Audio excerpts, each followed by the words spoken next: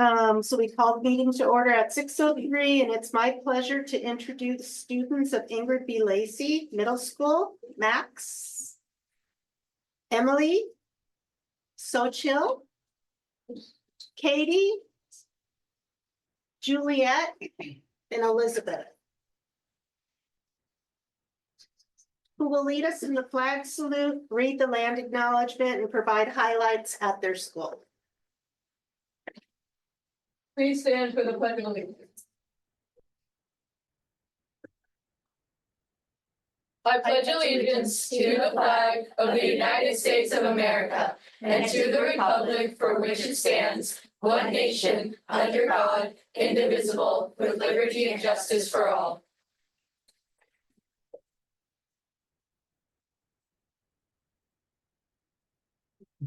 We are now going to read the land acknowledgement. The Pacifica School District acknowledges that we gather our unceded ancestral homelands of the Ramaytush Ohlone people. As guests, we humbly extend our gratitude to the Ramaytush Ohlone elders and community. We recognize that we benefit from living and working on their traditional homeland, and we affirm their sovereign rights as First People. As the original stewards of this land, the Ramaytush Ohlone the Ramaytush Ohlone understand the interconnectedness of all things and the importance of maintaining harmony with nature. Likewise, Pacifica School District commits to teaching our school community how to be responsible stewards of this land.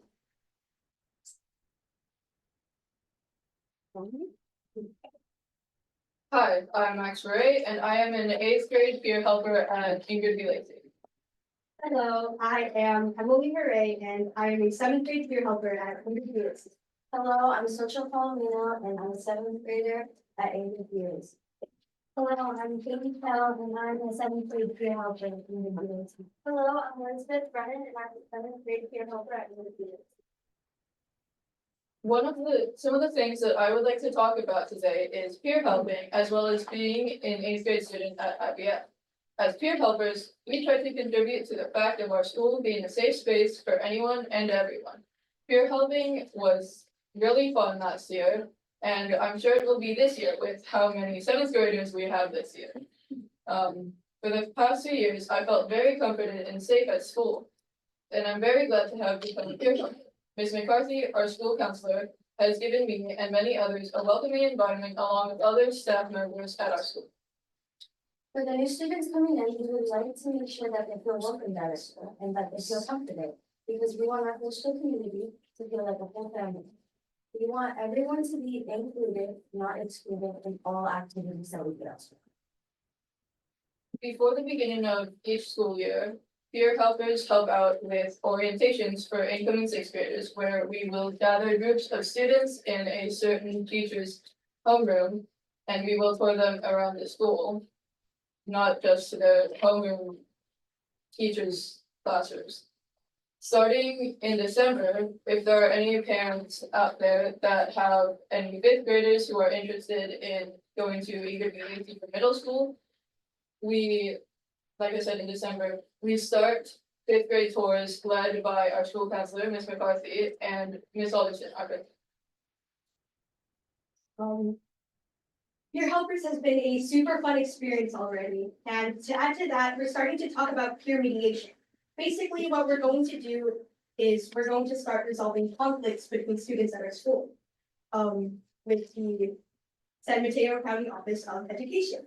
We're also extremely lucky to be doing this kind of stuff because our district, Pacifica School District, we're the first district in our entire county to be doing this peer mediations.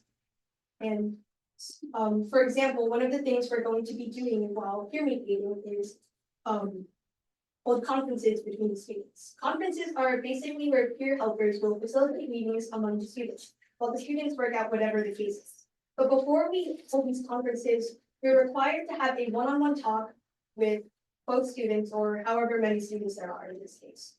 And most importantly, we must ask the student for their consent to hold one of these conferences. We aren't going to force anyone to do anything they are uncomfortable. Even if just one student says no to the conferences, it's enough. If anyone has any questions, please feel free to ask once it's Q&A time or question and answer. you guys want to. Even though I haven't been in peer helpers for a whole year yet, I still feel like it's been a great community and it's been really welcoming. And I'm excited to get to welcome others to my school. I also haven't been in peer helpers very long, but I feel like it is a very welcoming community and it's good to have it in school. Good job.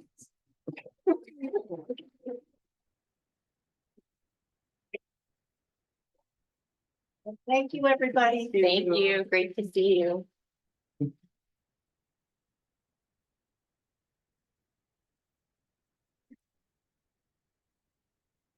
Barbara, can you take the roll? Yes, trustee Griswold is absent, trustee McCooney, Here. trustee Doggett is absent, trustee Patel, Here. trustee Gillow. Here.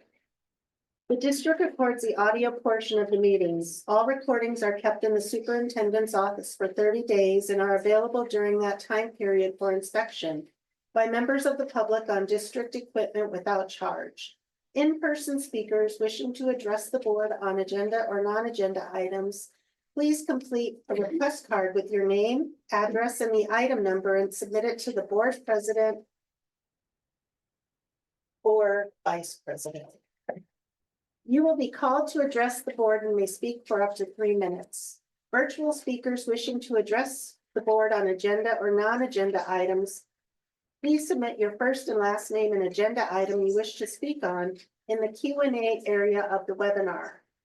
Please do not submit comments or questions in the Q&A area. You will be called to address the board. Your microphone will be unmuted and you may speak for up to 3 minutes. Please note, the public is welcome to provide comment to the board. Remarks are limited to 3 minutes unless extended or limited by vote of the board. A maximum of 20 minutes unless extended by the board is allocated for each subject discussed. The Brown Act open meeting regulations under which the board must operate do not allow board members to comment on non-agenda items or information you may bring up that are not on the agenda. Additionally, no action can be taken. However, the board may give direction to staff following a comment. And we are on number 6, approval of the agenda. And this is an action item. Are there any questions? I'll motion to approve. I'll second. All in favor, please raise your hand, motion passes 3-0. And number 7, report out on closed session items. The board met in closed session to discuss the closed session items. A, conference with legal counsel, anticipated litigation. 1, significant exposure to litigation pursuant to paragraphs D2 and E1 of section 54956.9 of the government code, 1 potential case. No action was taken.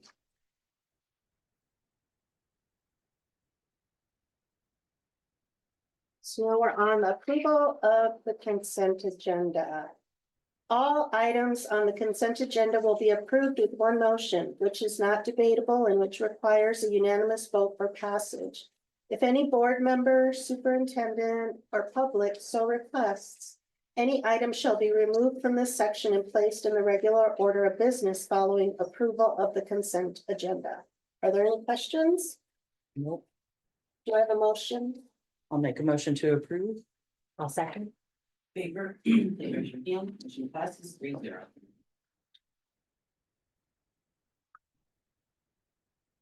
We're moving on to number 9, superintendent and board special recognitions.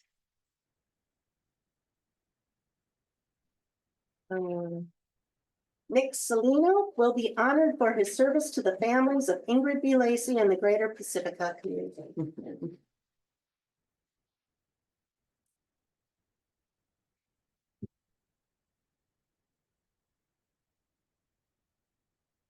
Good evening, everyone.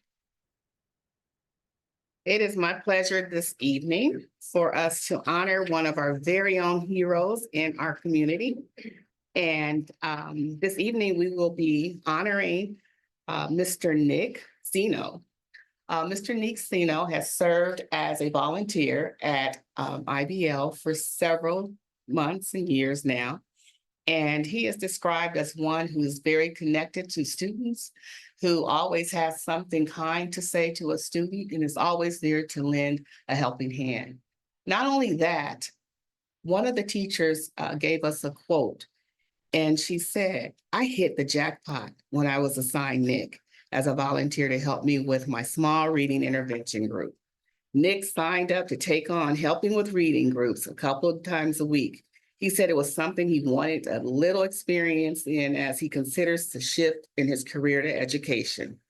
To his original commitment, he is as solid as a rock. In addition, he has shown that he is reliable.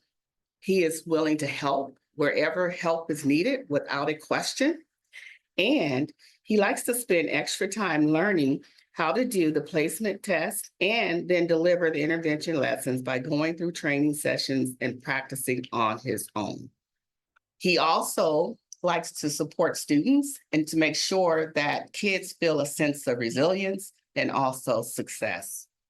We are proud to say that he's a natural teacher, and there is hope that he will get his credential. Not only hope, we are encouraging him and supporting him, and we have programs in place to really support you in doing that. But for him to attain his credential and to come back and work for IBL as an instructor in the future. Nick has gone over and beyond, above and beyond, and he is much more than what could have been expected. Without him, the extra students that are in the classrooms that may need a little extra support in improving their ability may not have occurred. So we just extend our gratitude to you, Nick, for devoting your time, your expertise, and also your desire to want to be a teacher and join the profession of heroes. So this evening, we thank you, we honor you, and we just wrap our arms around you as you one day come on to Pacifica as a teacher. So thank you so very much. Thank you. And we are glad that you're here and glad to honor you. And our kids appreciate everything that you do as well. Thank you.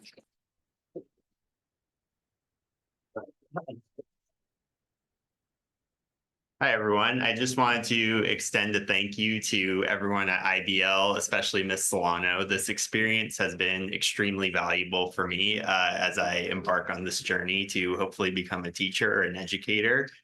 So yeah, just thank you so much. This means a lot to me.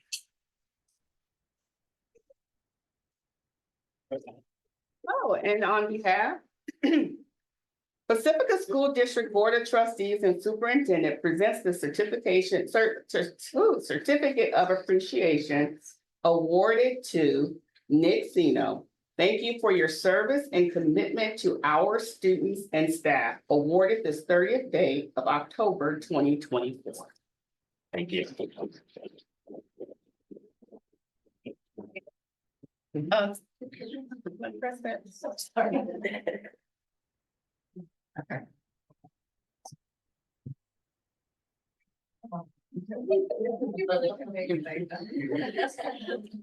Thank you. Thank you. I appreciate it.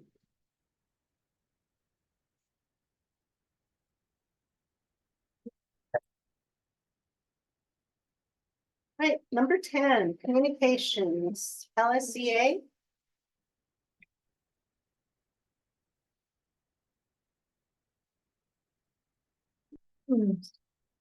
Less than a week till Election Day, LSEA is very hopeful and optimistic that Measure EE parcel tax for our school district passes.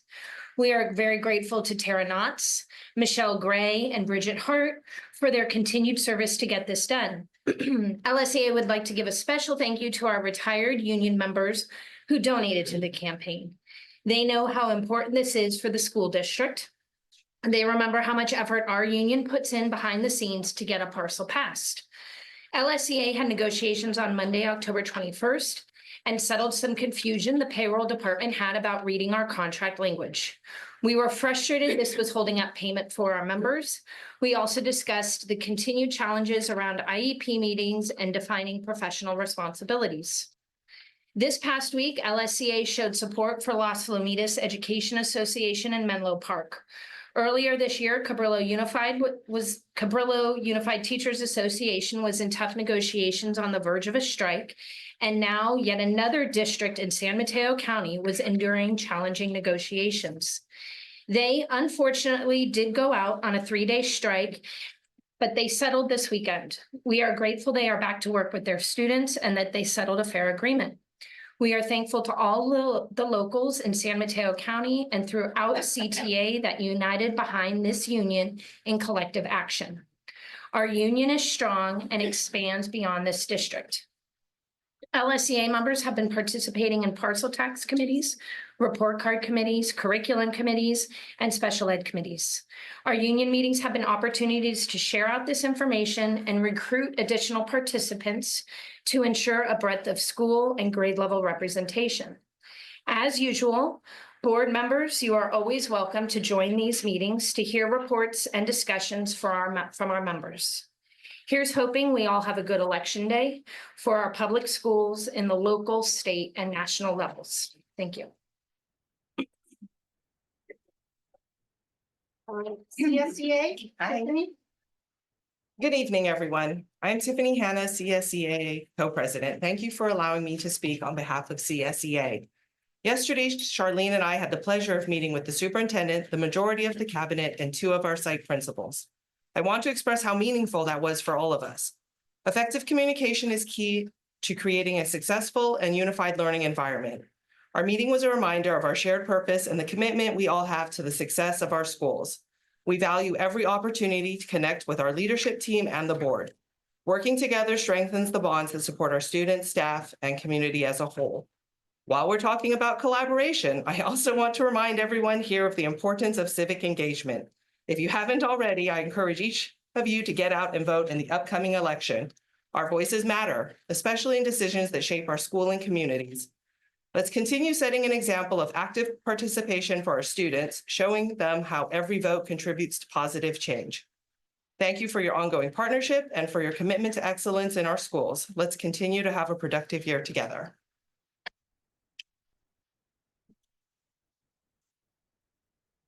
Student Board Representative.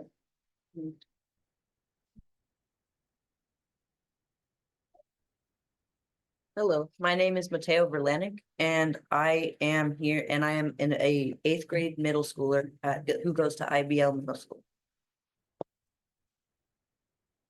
I'd like to read an update from Chloe Yobard, our other Superintendent Student Advisory Council representative, who couldn't be at tonight's meeting. We recently had the Fall Fest, which was super fun, and we have a dance coming up. We also have had Family Day yesterday, when we get to spend time with the younger students, which helps strengthen our community at Bellimar. An important topic that has been raised is the bathroom issues. The bathrooms are almost always overcrowded, don't have toilet seat covers, and are often vandalized. I want to work with the Student Advisory Committee and other Bellimar students to help solve this problem. And now for IBL activities. This Halloween week, IBL will have a costume contest on Halloween with 5 categories. Those categories being best costume, best group costume, scariest costume, funniest costume, best homemade costume, and most creative costume.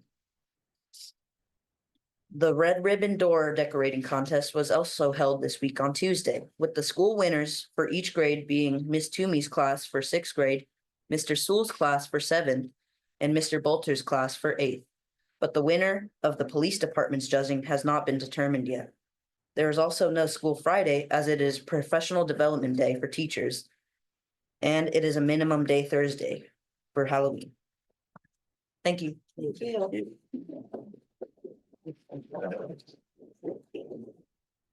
Right, moving on to 10D, people wishing to address the board. Okay, we have a few. We will start with Karen Knotts.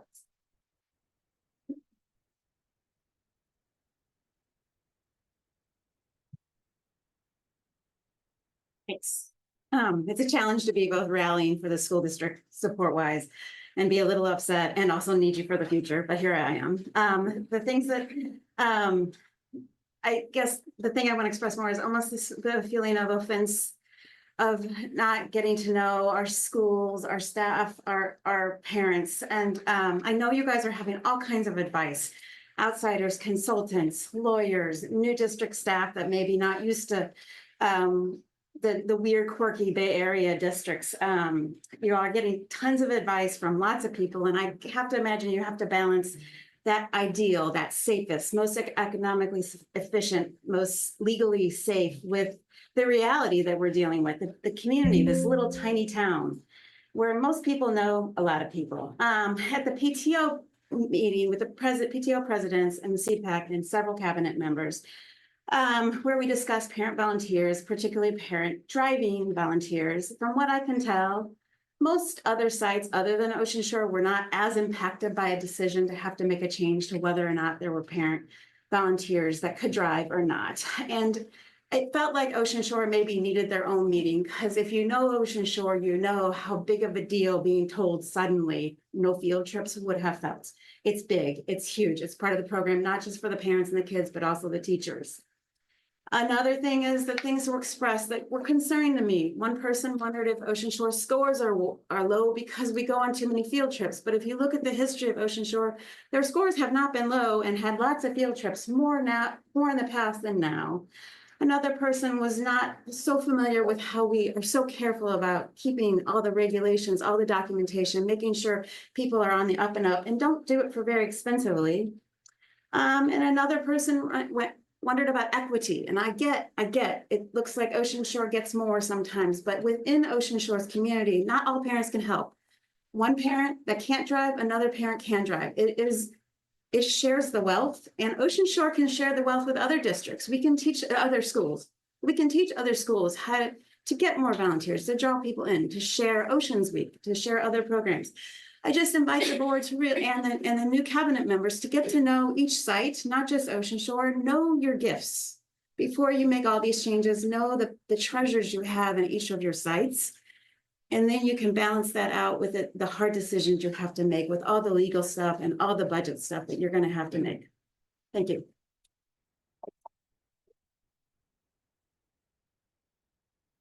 Next, we have Marguerite Rodriguez.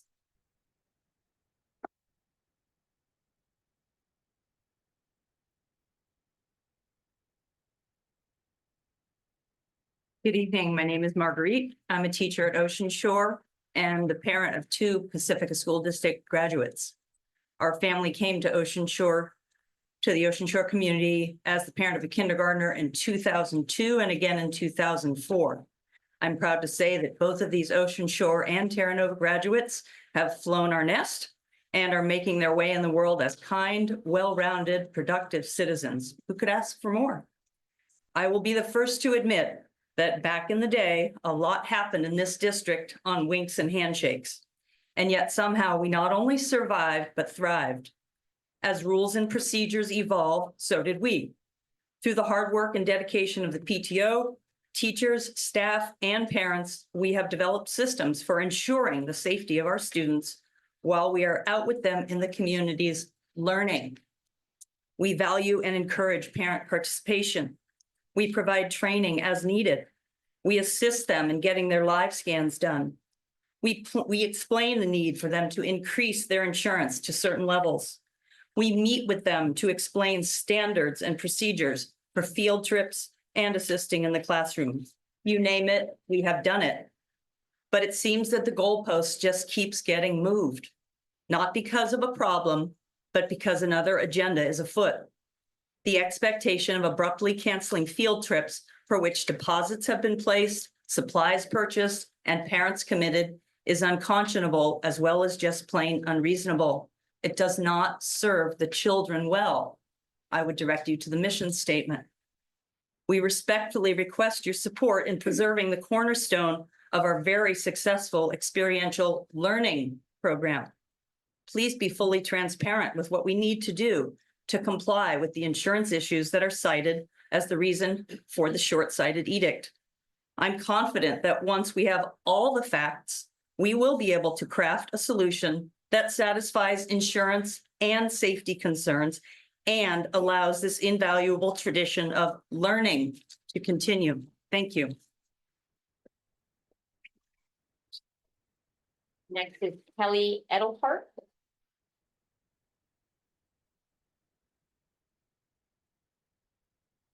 Hi, I'm a teacher at Valamar, fourth grade. Picture this, it's midnight on August 26th, and rather than being in the middle of a restful night's sleep, I'm nervously watching the clock, waiting for the moment I can get on Monterey Bay Aquarium's website to see if I can possibly get a coveted spot for our field trip. Assuming I can get a spot, I then go through weeks of discussion and planning with my colleagues, lining up parent drivers, and making sure all students and chaperones have their paperwork in order. A week before the event, I'm spending hours each day gathering chaperone documents, placing kids in cars, and allaying parent fears. All of this is so these students can get the opportunity to be the strong, smart, curious learners we profess to want them to be. Concurrently, this district is apparently having discussions about changes to the field trip requirements. To my understanding, no teachers were aware or involved in these discussions. Then a rumor started to swirl that a decision had been made to significantly limit the ways parents can support field trips. No clear communication from the DO was made or even contemplated, apparently.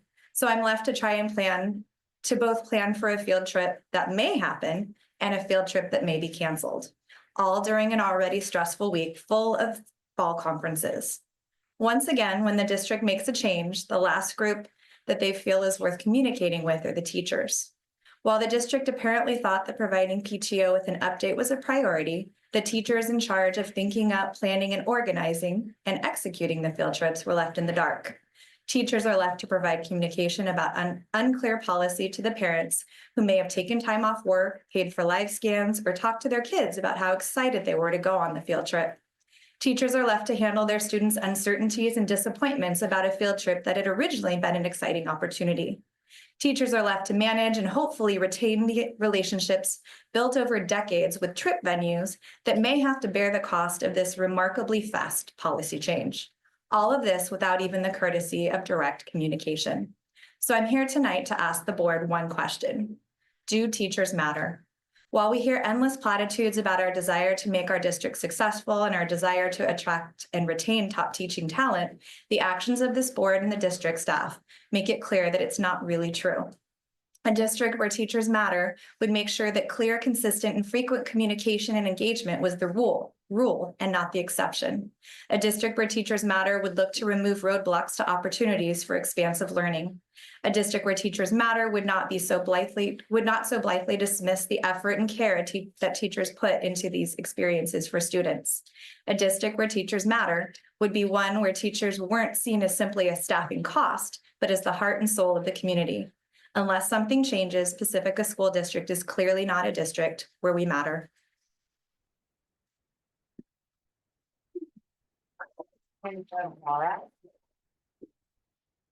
Kendra Vara. Sorry if I mispronounced your name. Okay.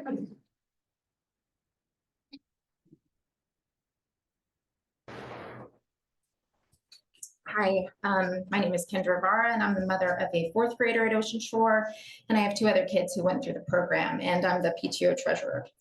I'm here to speak about the recent decision by the cabinet to discontinue parent drivers on field trips throughout the district. I'd like to start off by saying that parents are extremely frustrated by the way this was communicated, and these same parents are the people we need to show up next Tuesday and vote for Measure EE.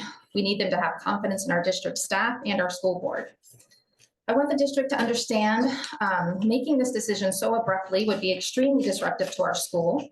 Our PTO sets a budget every year. We meet with our teachers during the summer to figure out where the PTO money is best spent in order to serve our teachers and students. We bring this budget to our entire school community and vote on it. Our teachers book field trips.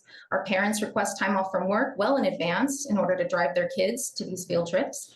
By instituting this in the middle of the school year with no advance warning, you're forcing PTOs and schools to throw away both time and money they've already spent to organize these trips. They're also an integral part of our teachers' classroom planning and are blended with their lesson plans. Canceling them now forces our teachers, who are already overworked, to try to figure out alternative plans with short notice.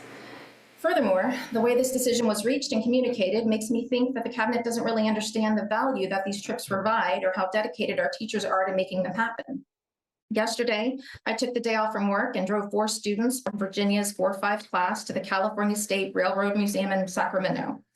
Docents weren't available for a guided tour, so our teacher, Virginia, drove to Sacramento last Saturday to go through the program so she could teach it to our 4th and 5th graders.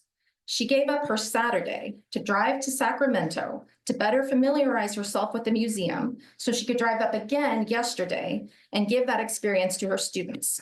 This trip fits into the 4-5 social studies curriculum on westward expansion, and it gives the children a point of view that they can't get in the classroom.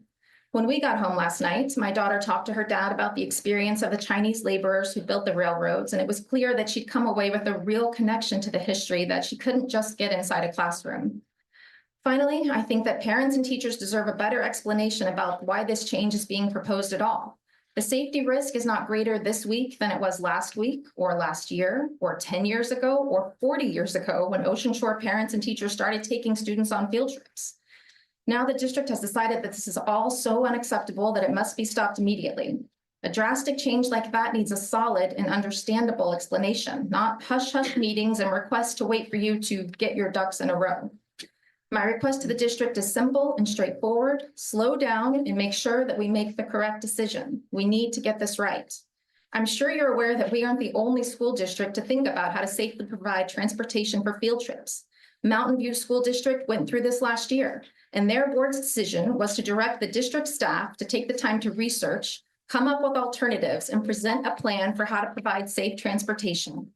All we are asking for is the Pacifica School District to approach this with the same level of thoroughness and consideration.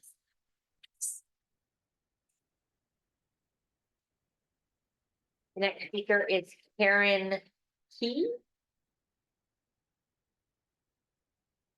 Hi, I'm Karen Key. I'm the co-president at Ocean Shore.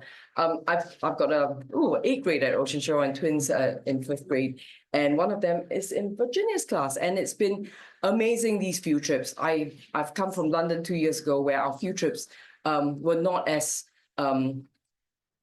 just so well organized and planned, and overnight trips were not as experiential as we've had this last year just passed. And the whole thing about the field trips just kind of took us all by surprise, and it really hit a raw nerve, as you can tell by the number of people who've come up to speak today. And really, I think, we want to work, the PTO wants to work with the school district. We want to unblock the blockages. So, what we want to know is this got to do with the SAM training, the sexual abuse and molestation? Because if it does, Ocean Shore got our act together. We've got our parents on Vector, and in 2 weeks, 30% of parents have completed their mandated reporter training. From my quick read of legislation, because I'm a UK transplant, I think this got to do with AB 506, which is a Californian legislation that says all regular volunteers that volunteers more than 16 hours a month or 32 hours a year needs to do mandated reporter training,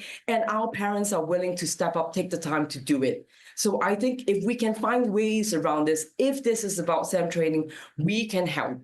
I'm even willing to sit at a computer and do all the volunteer input for all the schools. I'll do it for Valimar, I'll do it for Cabrillo, I'll do it for the whole Pacifica School District, because, I really feel that this is something we need to keep. We need to keep the field trips going because they provide experiences that you can't get in a classroom, especially with learners that are very kinetic in learning. People who need to do things with their hands, they need to run around and see the displays. You can't quite get that when you're sitting in a classroom with PowerPoint, deaf by PowerPoint. We've all been there, deaf by PowerPoint, haven't we? I don't know. Certainly I have. Sometimes I do that in my talks. I try not to. But, so really, I think we need to slow down. We really need to get to the end of the school year with the current arrangements, because it's really hard for us to rearrange. We looked at how much it costs to charter a bus for overnight. It'll be $1,000 each way. We don't have that money. We would like to have that money. If we bought the lottery ticket, we might do. But the chances are, there's more chance of getting struck dead by lightning, I think. So really, can we see out this school year? I've got a proposal in my hard drive. I've written out 5 alternative proposals. If you guys can find money, maybe EE gives us more money for school buses. I've even got quotes to buy a school bus for Pacifica School District. We've gone all out. I can share that document with you. We want to do a SWOT analysis, a feasibility analysis. We want to do what Mountain View did, because I think at the end of the day, it looked like parent drivers were the most affordable thing. Thank you. Claire, P. Claire.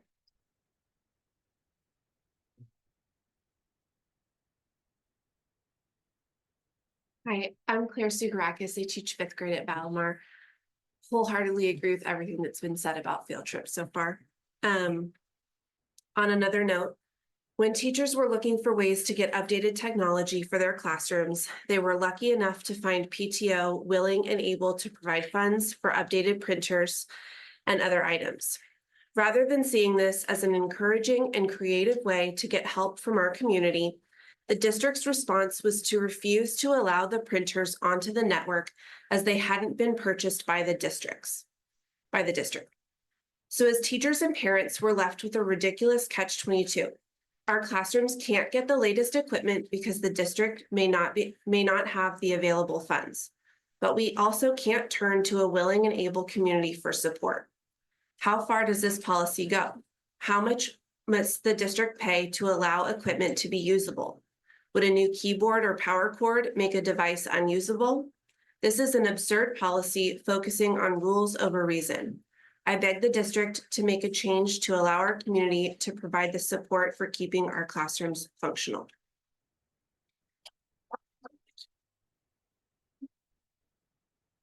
Christina Lee.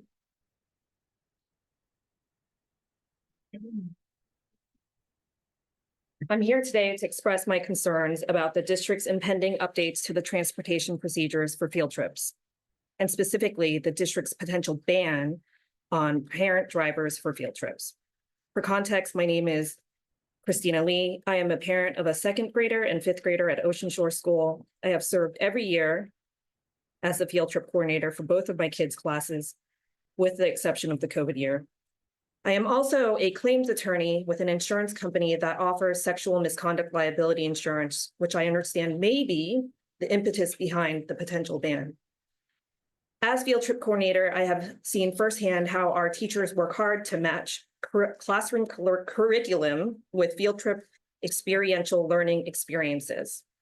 If the district bans parent field trip drivers, it will effectively eviscerate field trips as our students know them to be, field trips that our students look forward to, field trips that are a core part of Ocean Shore's experience.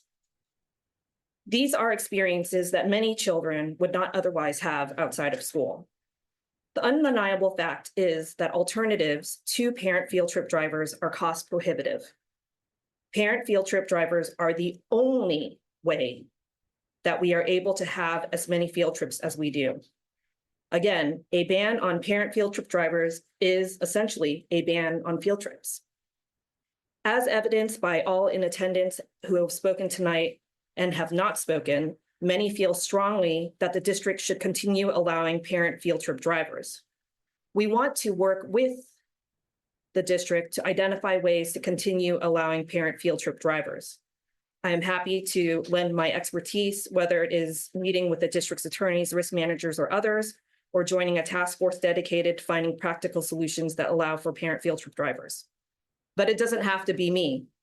As long as some advisory committee or task force is created to explore ways to allow parent field trip drivers, that would be what we request. But before we can really brainstorm solutions, we need to understand the reasoning behind potentially banning parent field trip drivers. Accordingly, today, I kindly ask that the school board provide transparency and share the specific reasons behind the potential ban, and again, form a task force or advisory committee to work together on a mutually beneficial solution. Thank you.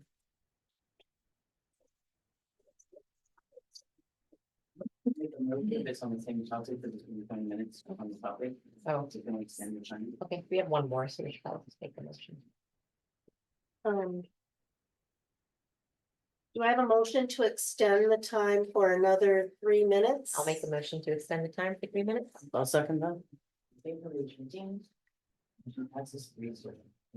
Our last speaker on the topic is Jen B. Yes.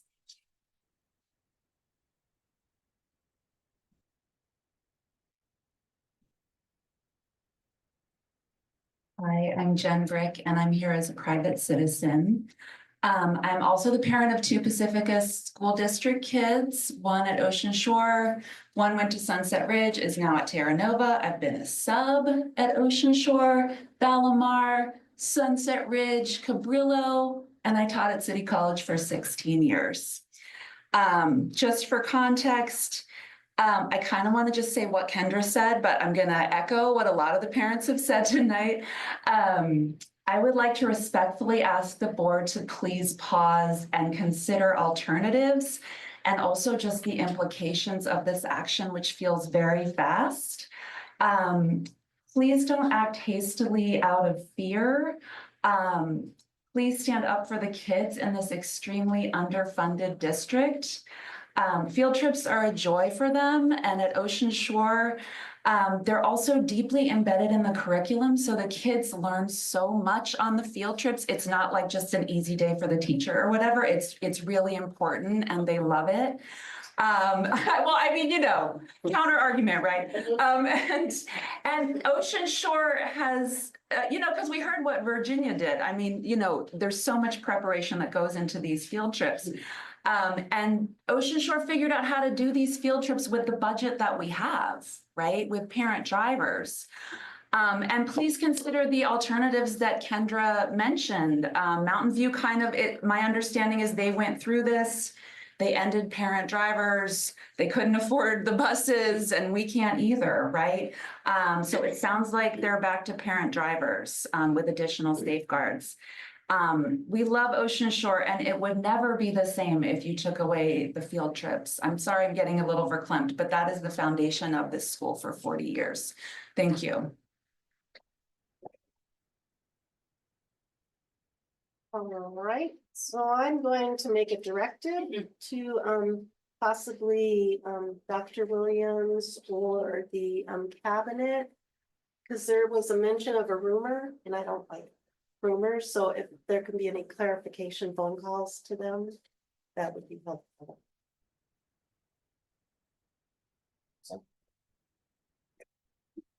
All right, so we are moving on to correspondence. No letters. I did receive. I received a lot, but the one correspondence that I received was from Senator Becker, phones in schools. And what was it? Phones in schools.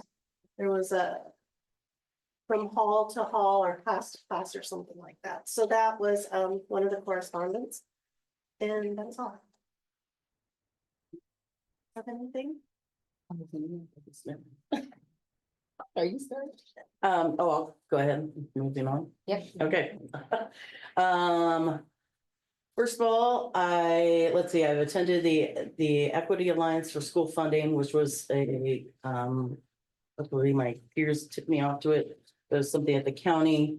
Maybe let you guys talk a little bit more, but essentially all the bottom funded school districts are trying to get together to talk to the county and the state about getting more money, and we're having more equity for our school district. So that so the board is working on that behind the scenes a little bit. I attended the Special Ed Advisory Committee meeting. I want to say it was really well organized, and I am really glad to see what's happening. I feel it's going to help our schools and especially in special ed, just to have clear guidelines on how to do things. I purchased my pony plot ticket this year. I unfortunately didn't win at Valmar. but that happened. And I also have participated in my own life in some things, but let's just say, make sure everyone votes. That'll be it. So that's it. I had my weekly meetings with Dr. Williams. I also attended the Equity Alliance for School Funding. I would say that it was not attended well, being that us three were probably half of the people there. And the report did show that Pacifica School District is the lowest funded school in San Mateo County. So Senator Becker, I would recommend any parents out there listening, if you go to his webpage, he recorded the Zoom meeting on the telephone, the phones in schools. And San Mateo High School has successfully found a way to remove the phones during instruction, but then give them back to the students during, passing the halls. And we do have to come up with a policy that's due in 2025 for that. Then on my outside of my meetings, I've been researching the school funding inequities in San Mateo County. Once again, we're the lowest ones, and whenever you look at the graphs, when you compare us to even Mountain View, Woodside, here's us in our funding, and here they are in their funding. And it's just not fair. It's an inequity. And then this morning, I stood up with the Ortega parents and the principal on the public sidewalk as a private citizen before school hours to support our children in need. Thank you. I also attended the Equity Alliance, the school funding meeting at San Mateo County with 3 other board members, meeting with PEP, PTA, and CPAC parents. Also participated in bond issuance committees, met with our labor partners, CSEA, LSCA, school visit, attended the Valimar Fall Festival. Also participated in the Special Ed Advisory Committee meeting, which was excellent. The principals meeting as well. And then last evening, or actually Monday evening, presented at the City Council meeting in honor of Arbor Day and the district's participation annually in planting trees. And also spoke about the art contest and how much our babies enjoy, our students, scholars enjoy participating in that activity, along with several other engagements. Can I say one other thing? I just want to address that I was a parent, or am a parent, and I drove on many of these field trips all through the years. Just know that nothing has come in front of us. We haven't made any kind of final decisions. And we really do understand how important those field trips are.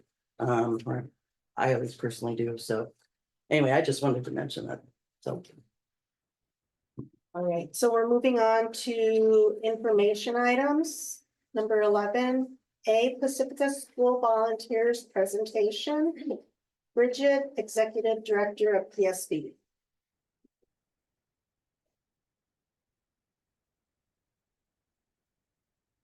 It's a good time to leave. It's good to see you.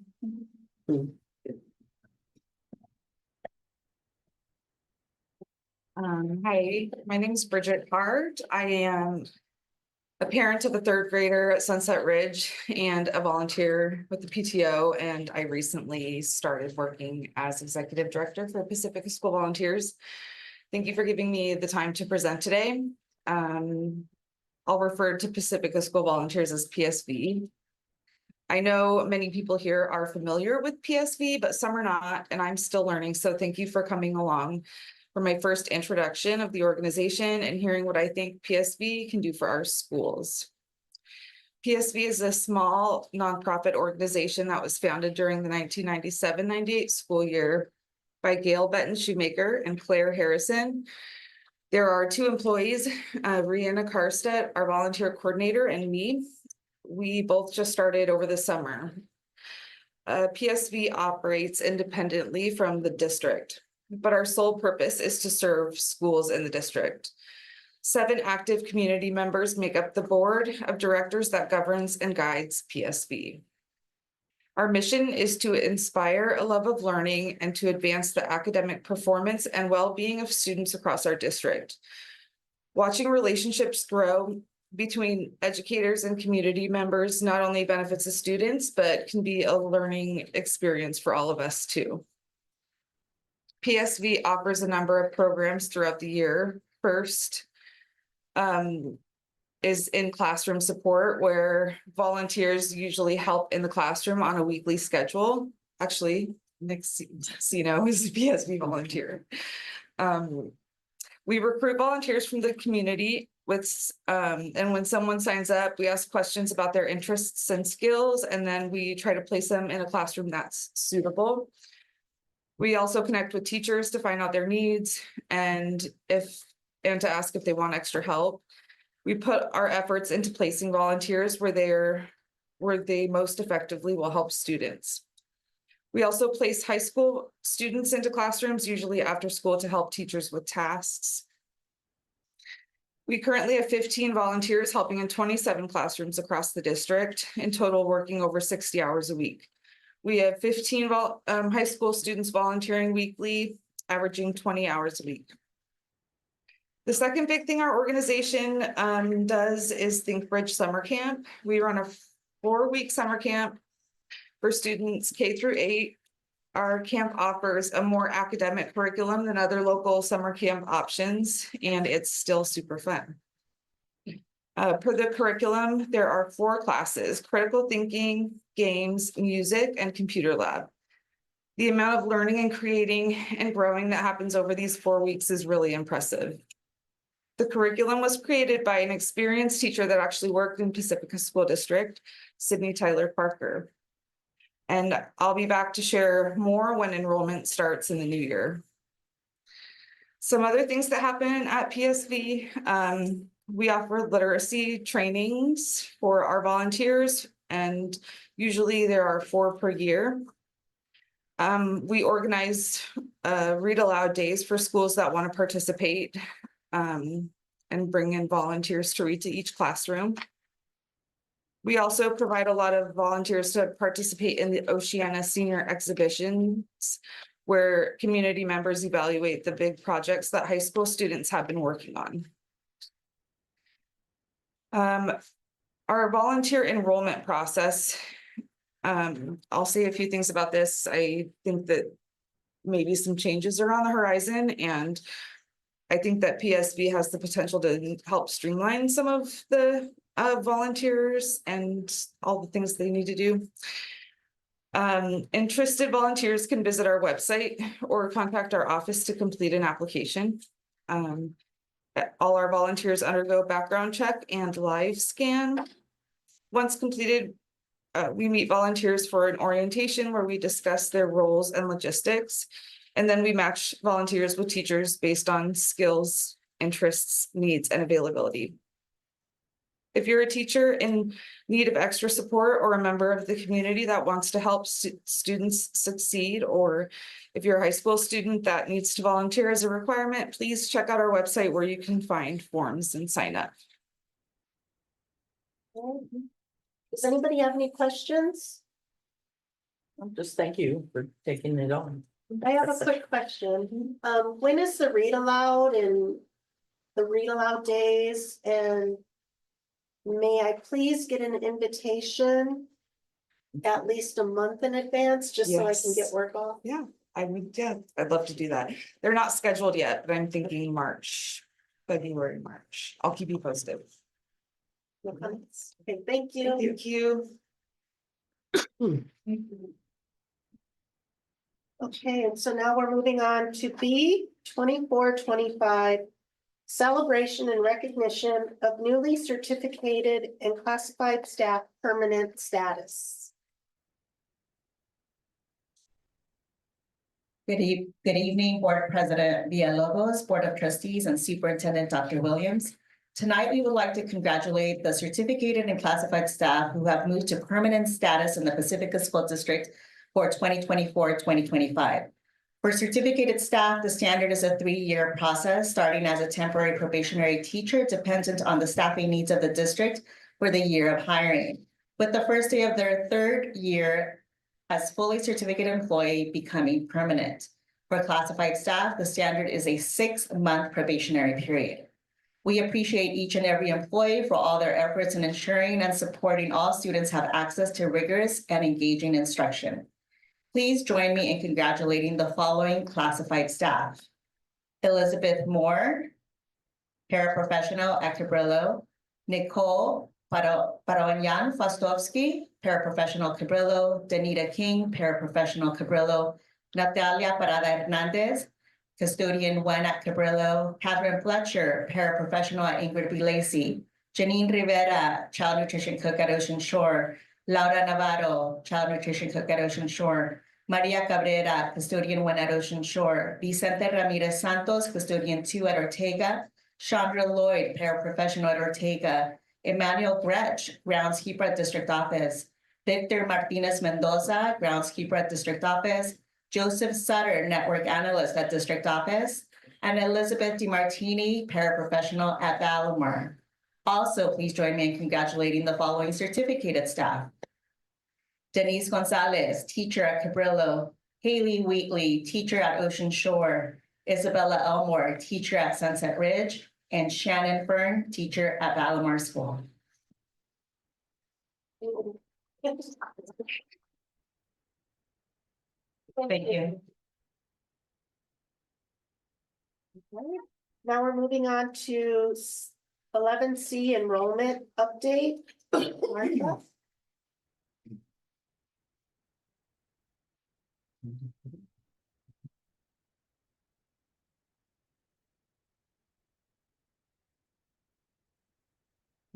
Good evening, President Villalobos, trustees, and Dr. Williams. Thank you for being here tonight. I'm going to be giving out an enrollment update, and tucked into the enrollment update will also be a review on our attendance. Next slide. The outcomes of the report tonight will be, of course, to update you on the enrollment numbers and trends for the current school year. To provide information on the district's focus for improving student attendance and reducing chronic absenteeism. We'll be looking into the relationship between attendance and chronic absence and enrollment. And then we'll also have some highlights about the attendance campaign, the 4-week campaign that we just had or just completed, and what our ongoing work and attendance is going to be for the year. Our ACE framework has right there front and center attendance, which has impacts across all the other elements of academics, community engagement, and equity and inclusion.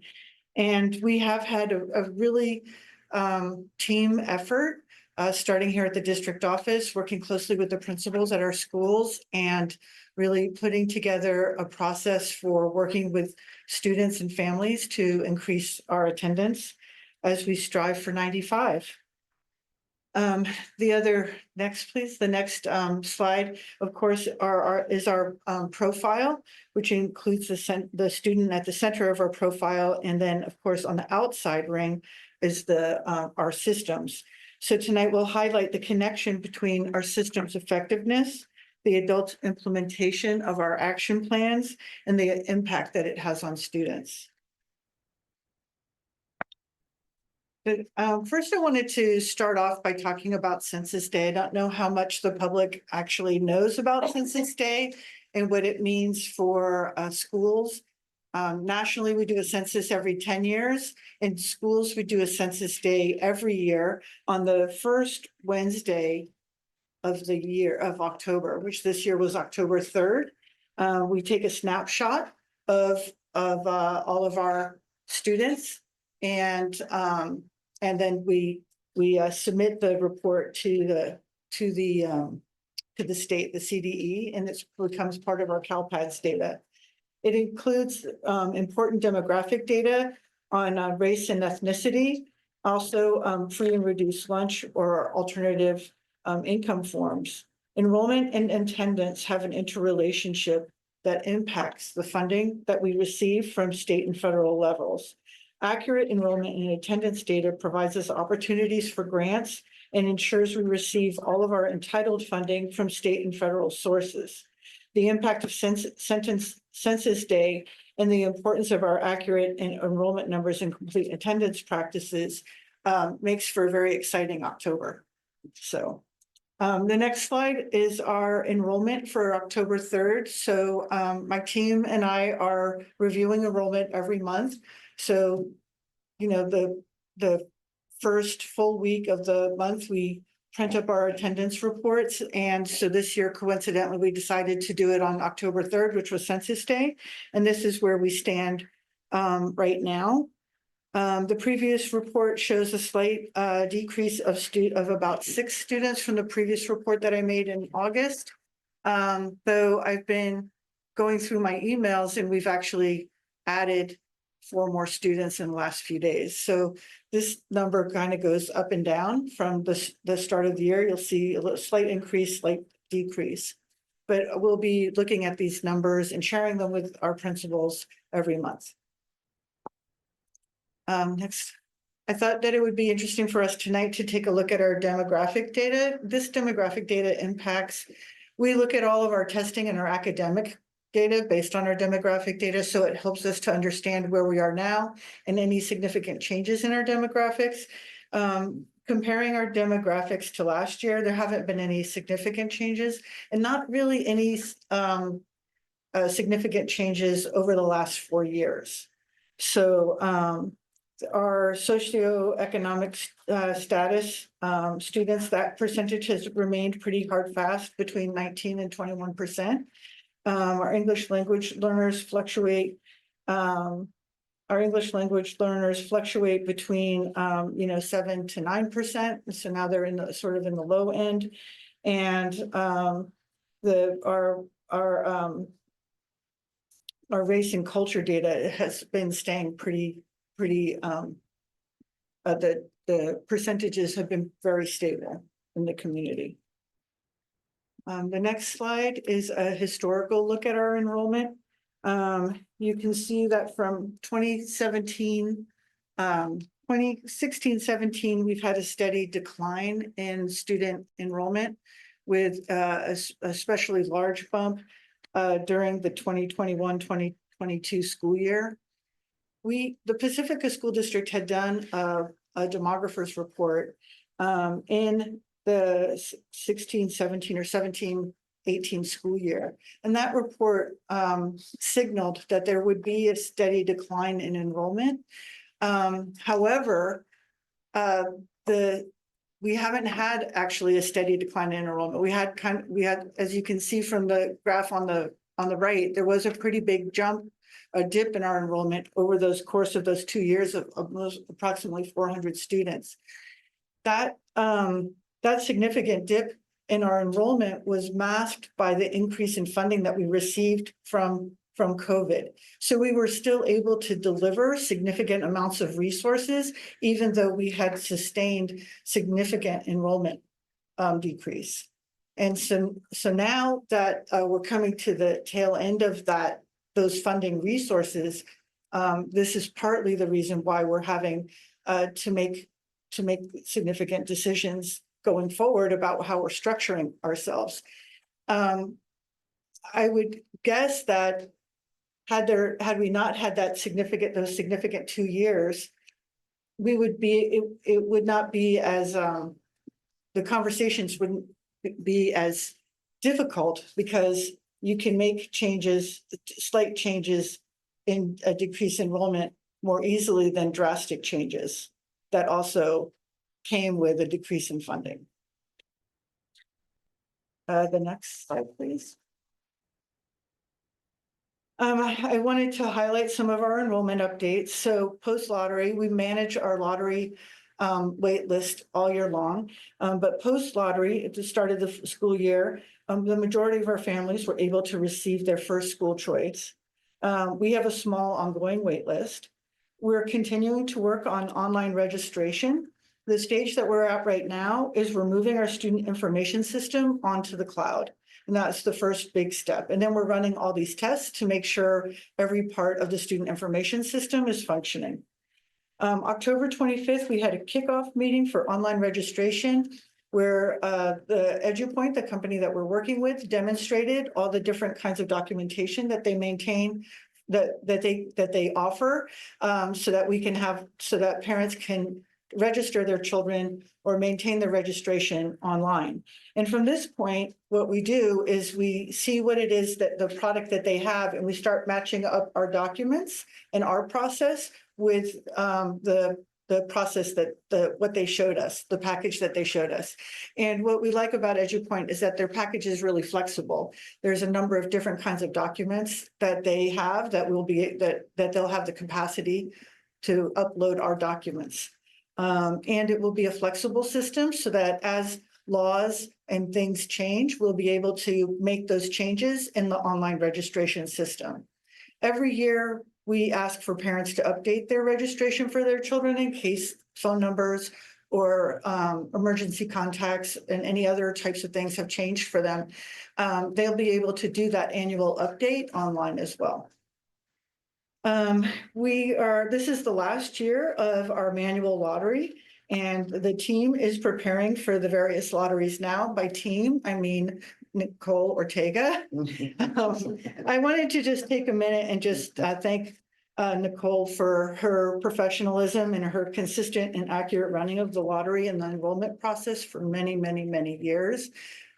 She really did from the beginning of enrollment to the very end, when the child steps into that class, she really helps parents get their children to class in a way where they feel comfortable and confident. So just hats off to Nicole. And I'm really grateful that this part of it is going to be going online. There's still going to be work associated with it, but it's not going to be so labor and paper intensive. And I think that will sort of ease all of our minds, including hers.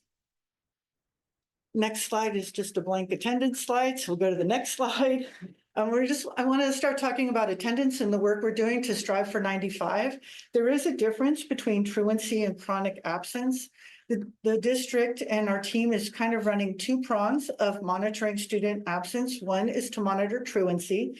Truancy counts only unexcused absences, and it's how we run our legal process for attendance. The attendance is compulsory, and so we have to monitor students' attendance, and we have to respond when students' become truant, which is more than three unexcused absences. So we monitor our unexcused absences, and we start implementing a process that's dictated to us by the county and the state to investigate why those absences are happening and intervene. Chronic absence counts all absences, excused, unexcused, and suspensions, and it emphasizes the impact. Our remediation emphasizes with families and students the impact of missed days and uses sort of community-based positive strategies. We really take a page out of Attendance Matters, and we use their materials extensively and their recommendations for contacting parents and working with students to ensure that students are in school every day. So our updates on attendance is that we did do our first 30-day SARB report, and our first parent letters were sent out. So that would be on the truancy piece. And also, we're just about to run our second SARB report for November. And for students who have significant absences already, we're scheduling meetings with parents, both at the school and at the district level. And I just wanted an update on as we strive for 95, the district is currently at 95.02%. And I think if you remember when Mr. Bartfeld presented to you in the spring, if our attendance stays over 95%, that will increase the amount of money we receive for our average daily attendance, somewhere near $900,000. So far, we're doing really well. We are seeing some trends in specific schools and in particular subgroups. And the program coordinator of student services and myself, so it's Jean Bellinger and myself, are addressing it through meetings with families. And we're also setting up meetings with principals to determine the best way to target attendance at the schools, either through subgroups, through individuals, or with other kinds of family meetings. All of our schools participated in a 4-week formal attendance campaign, which was really an information campaign. There were letters, communications home to parents. There were communications home to parents. There was incentive programs that happened. The posters were plastered all over the place, and communications came from both the school and from the district. I also wanted to note that our chronic absent rate is at 16.8% in the first 30 days. Our chronic absent rate for the year last year was 18.7%. So it's down slightly. I'm encouraged by the number because chronic absence after the first 30 days is 3 absences, excused or unexcused. And chronic absence at the end of the year is 18 absences. So the idea would be to really look at students who had significant chronic absence, more than 3 days, say 9 or more, and really target them to ensure that by the end of the year, they're in school more often than they're not. This is another look at just highlighting chronic absence again. In 22-23, we're at 19.37, 22-23-24, and then current school year is at 16.8. It would be, we're hoping our work in the attendance arena really brings down this number. I think prior to the pandemic, we were in the 7% range. So we have a little bit of work to do, but again, that we're trending in the right direction, which is nice. One of the ways that we're really starting to dig a little bit deeper. You can go to the next slide. We're starting to dig a little deeper in the way that we do our attendance practices, which is not just, oh, this kid is absent this much, let's tell them to come to school. But we're recognizing that kids don't come to school for different reasons. And that if we understand what those reasons are, we can better match our action plan for getting them to school. So in working with Attendance Works, they've identified these 4 root causes and then description underneath of what they mean: barriers, aversion, disengagement, and misconception. We've been doing a little root cause analysis of ourselves. And next slide. And some of the prominent reasons why we're seeing chronic absence in our district is academics, an issue with engagement and understanding of what is required regarding school assignments and classwork, maybe even feeling disconnected from the material. This would fall under the category of root causes of aversion. Health-related issues. Some students have chronic health-related issues or acute health issues. And so you can see a student not coming to school because of aversion or academics would require something different than someone who's unable to come to school because of a health matter, which is a barrier. Peer conflict is also an aversion and could also be considered disengagement. Socioeconomic challenges from the family family may have immediate or crisis needs that impact student attendance. That would be considered a barrier. And then mental health needs, generalized school avoidance or clinical anxiety and or depression. Those would be barriers. Those would be root causes of barriers and disengagement. And going through a process of doing a root cause analysis, we would be able to look at what kind of plan we would put together to help the family. I recently learned of unique ways that we could use home hospital to help people who have health-related issues to be able to maintain their schoolwork and their attendance. Here's the attendance campaign. The next slide is the attendance campaign, which I bumbled through before because here's the actual work of the attendance campaign. It was a 4-week campaign that focused extensively on communication to parents and students about the importance of attending every day. There were classroom activities that our teachers did to develop posters that promoted attendance on each campus. And schools are utilizing recommended incentive programs. I know that the incentive programs for attendance can be controversial, but there are recommended incentive programs that acknowledge increased and consistent attendance at school. And the incentive programs have been well received and are ongoing.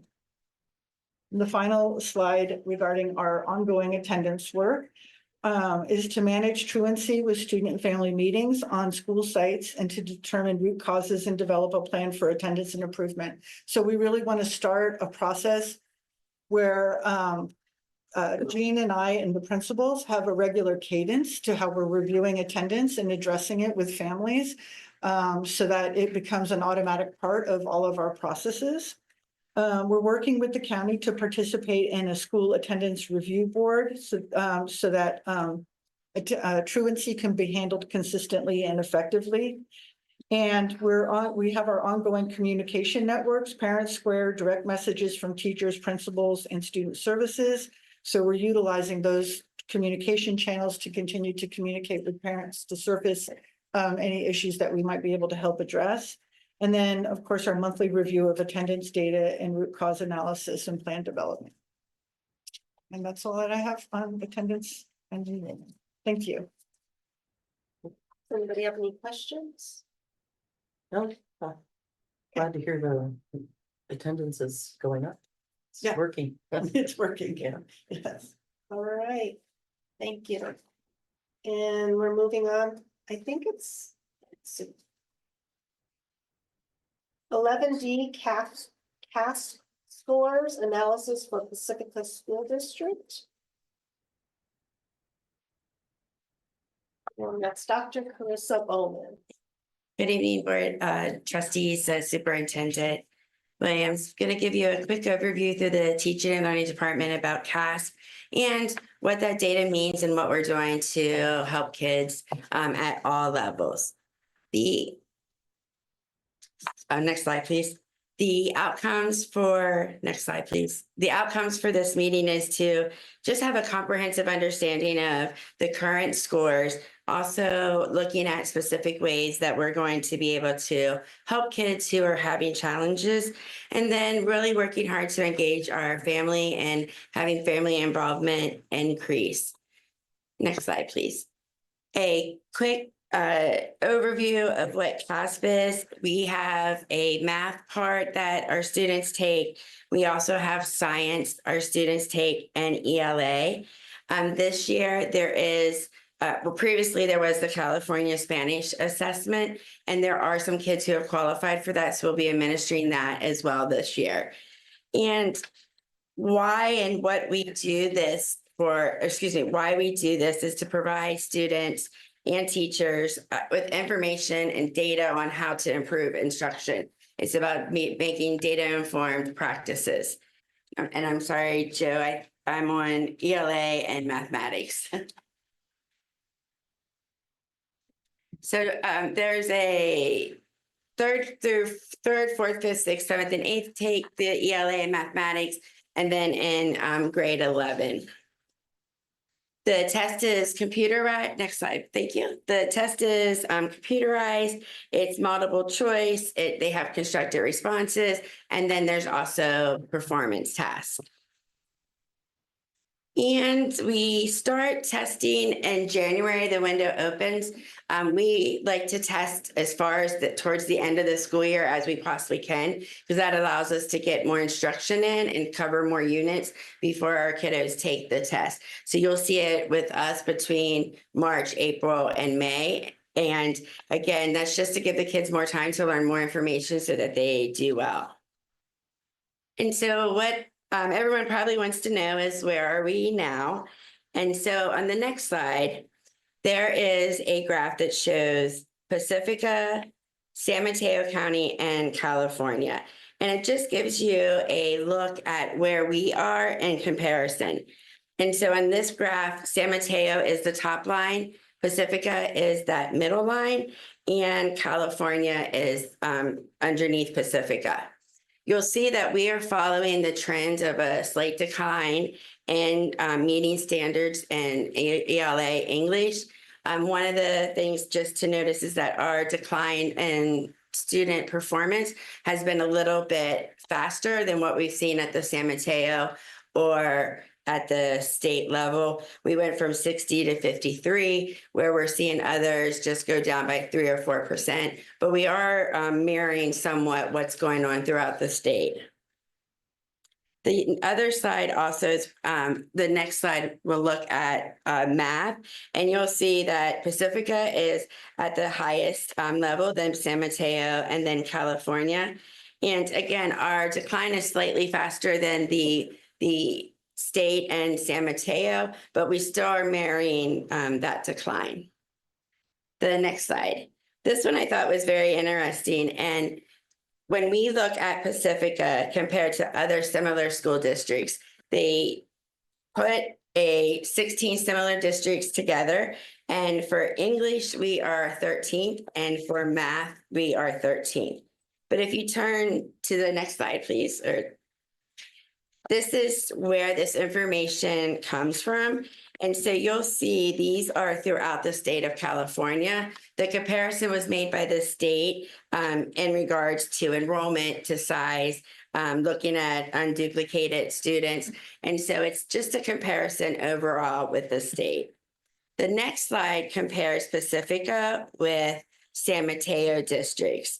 And there were 23 counties in San Mateo. We were 15th in English language arts and 11th in math. On the next slide, please.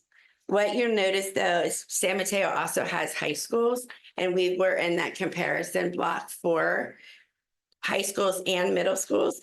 And so if you remove the high schools, we are 11th and 8th. And so we're right there in that middle and have the opportunity to move forward. ELA, next slide, thank you. Next slide. So this is a historical view of CASP and where we've been. And the blue represents kids who are above standard, green at standard, yellow, approaching standard, or almost to that standard base. And then red are students and area of challenge that we really need to get the supports for. And you'll see that there's been a pretty stable scores. And what we'd like to see is that green and blue grow and our yellow and green go down. So if you look at the next slide, we've had our passing rate has been in 2020, 49%, 2021, 48%, 51%, and 52%. So we're staying right there around the 50% mark. We're seeing similar things in math as well. Again, you'll see the historical views. There's a little more variance. In 2020-21, we had a large number of yellow and green. That has since kind of evened out. And then 2021 and 2022, we're looking more towards those stable numbers that were mirroring what we had with English and language arts.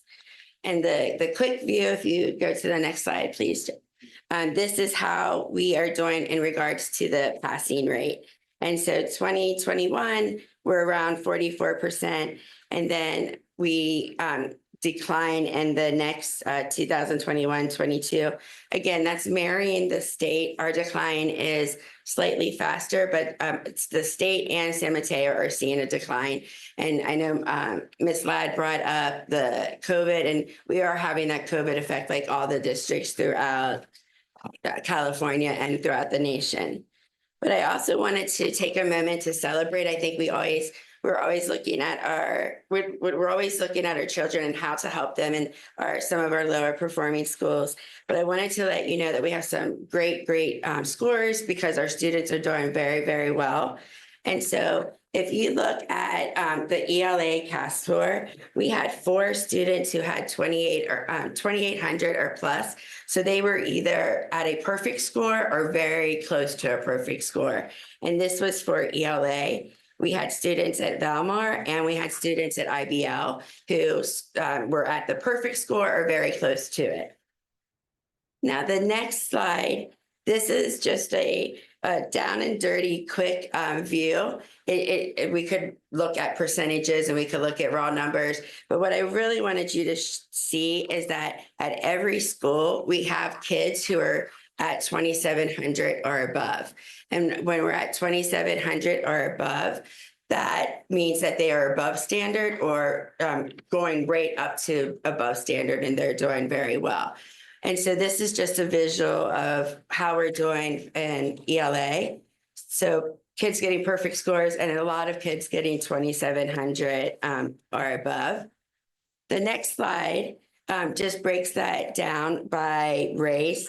And again, the data is more raw, but it's to give you a picture that all of our different populations, ethnicities, races within Pacifica are having students at that 27 plus.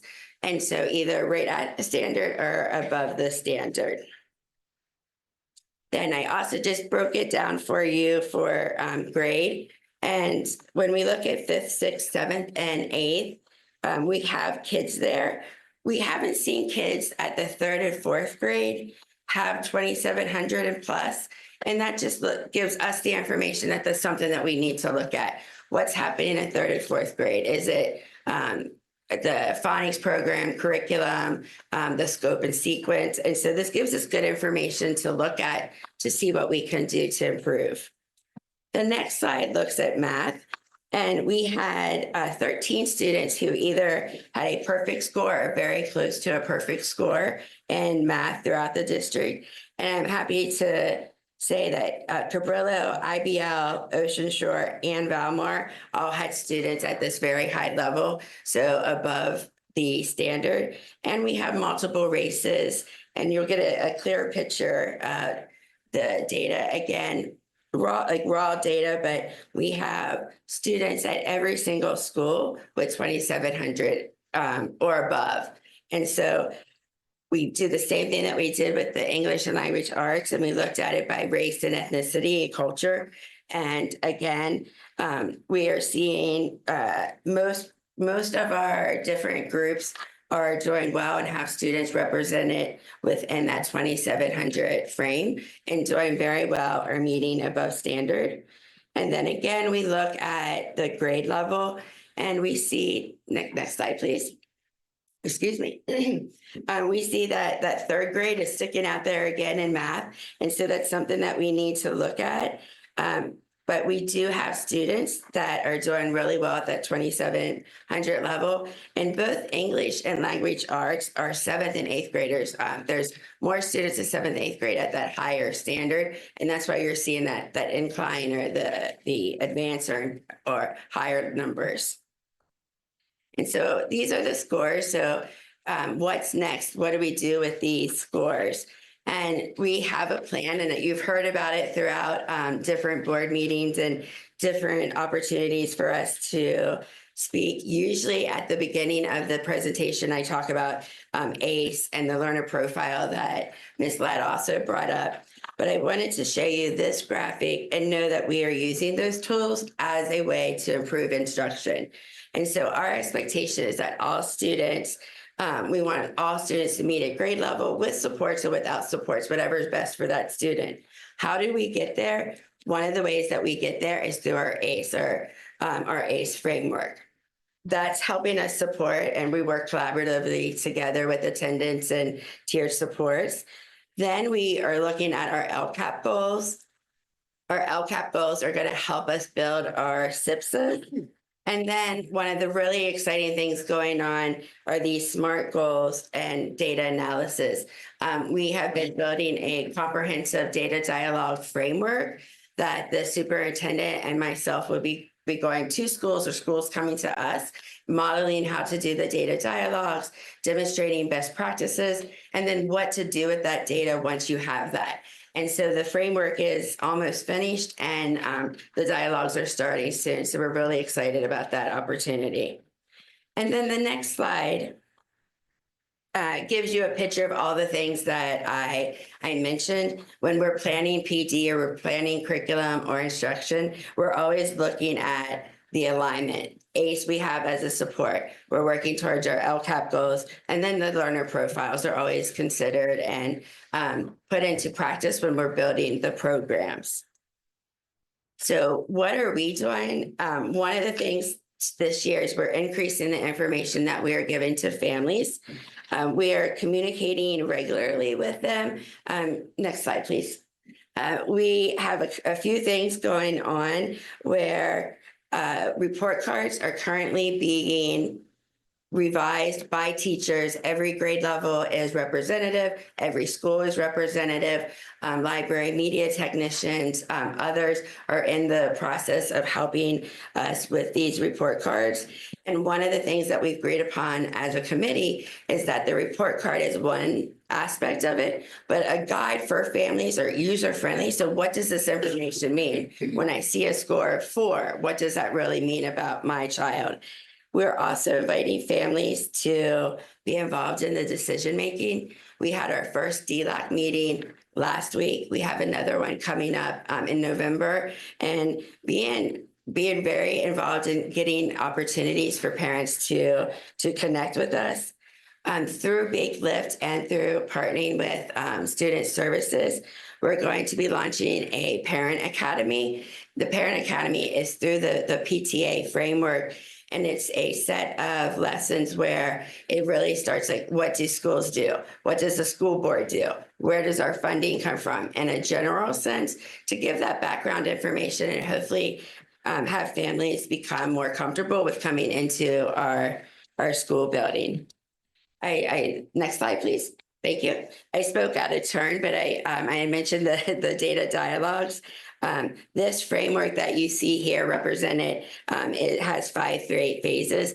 That is a framework that through teacher input, cabinet, superintendent, principals, we've all been looking at it, adding to it, giving feedback. And that's why I say that we're almost done with it. We're incorporating the input, incorporating the feedback, and then we'll be ready to move on to the actual dialogue meetings.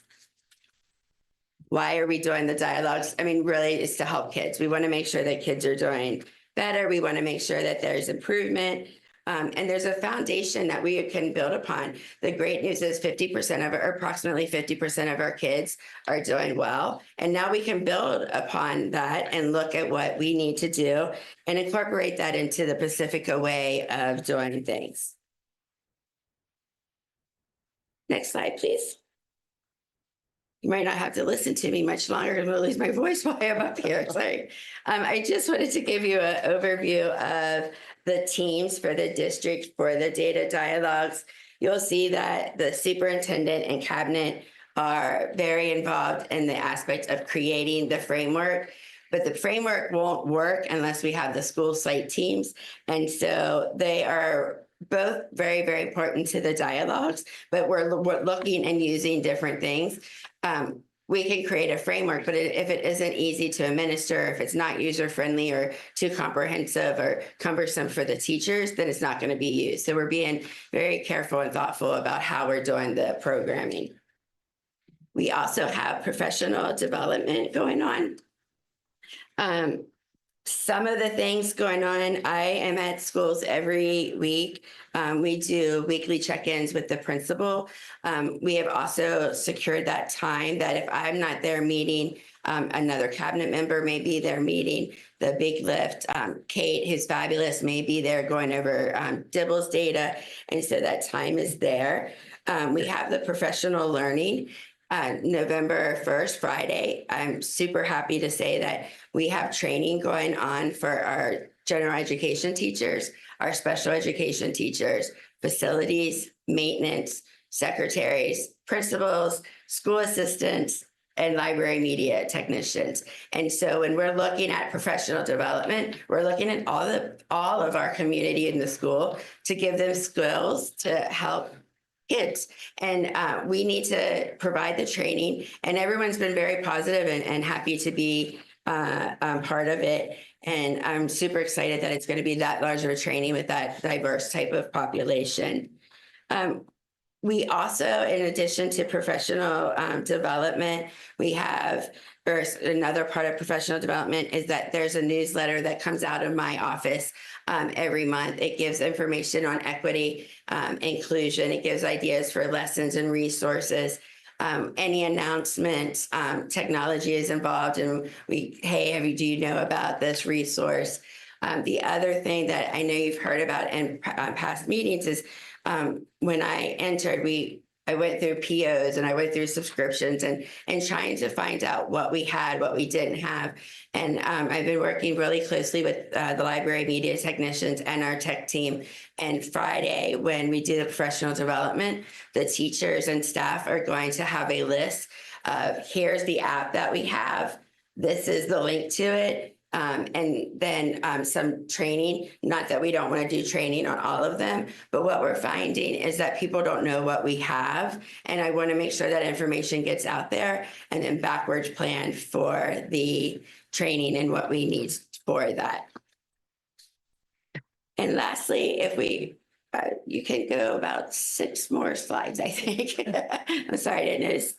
Next one, please.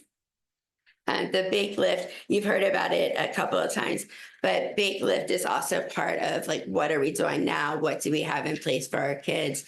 All of our K-3 teachers are trained on DIBELS. We also have trained our principals on the science of reading. Everybody is getting the science of reading on November 1st. And we've also been able, at a preliminary stage, we are able to offer some additional professional development through San Mateo County and hopefully Core Learning, which is a great program that Dr. Williams, myself, and Ms. Snyder all went to, and we all walked out of there with new information. And we're really excited about that possibility here, and even more excited that we were able to get San Mateo to pay for it, and we don't have to. And so we're really happy about that opportunity. And so overall, there's things that Pacifica needs to work on, but we have a great foundation to be able to do that. And then we have kids who are doing extremely well at the perfect score, or even almost perfect. And again, just being able to recognize what we are doing and what we are doing well. Are there any questions? I have a couple of questions. So the first question that I have is on the similar districts.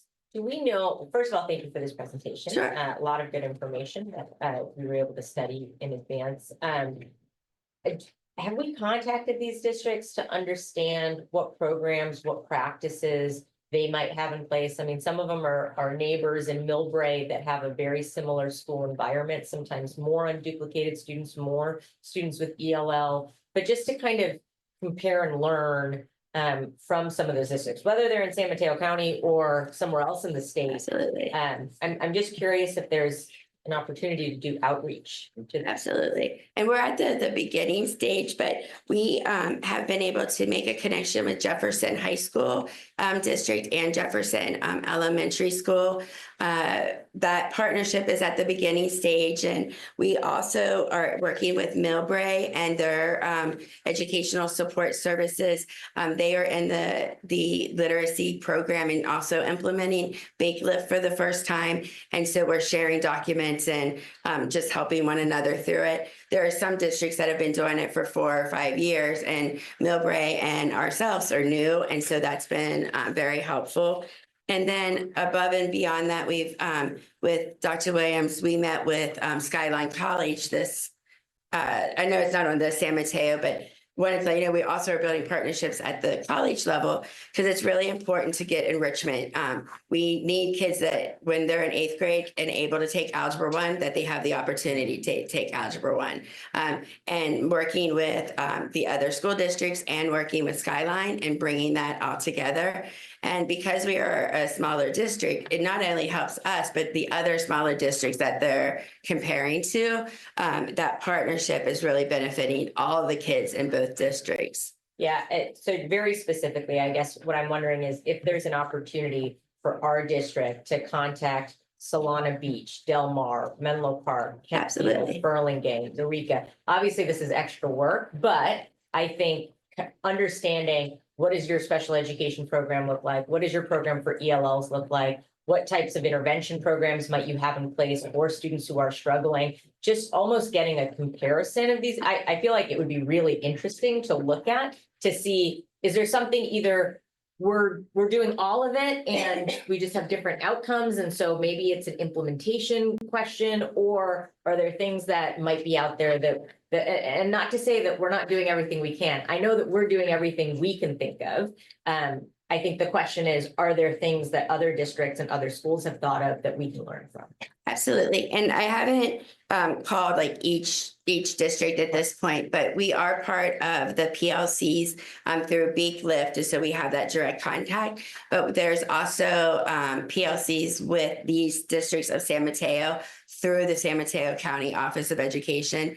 And 2 times a month, it's a networking, sharing information meeting. And it's an open dialogue and agenda. So I have been able, and others in Pacifica have been able to gather ideas for that. And the other thing that we have with not specifically each one like in a phone call, but we are contacting similar directors. And what are you working on? One of the big pushes this year is our curriculum. And we've reached out to probably almost half of these. What curriculum are you using? How is it going? What is going on with it? So in the big picture of the programming, we haven't made it there yet, but we are definitely depending on some input from other districts in regards to the curriculum, and then hopefully expanding that network.